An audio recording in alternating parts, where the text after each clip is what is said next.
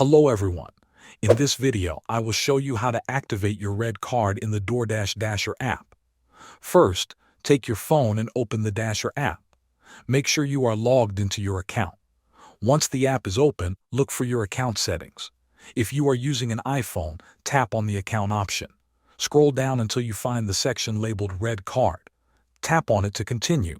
If you are using an Android phone, tap the menu icon in the top left corner. It looks like 3 horizontal lines.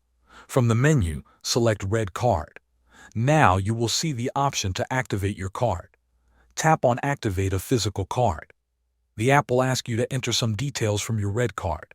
Look at the front of your card and find the Delight number. Type that number into the app. Then turn the card over and locate the long card number. Enter the last 4 digits of that number into the required field. Take a moment to double-check that all the numbers are correct. This step is important to avoid any errors. Once you are ready, tap on Activate Red Card. After a few seconds, you will see a confirmation message on your screen. You may also receive a text message confirming that your card has been successfully activated. Thanks for watching.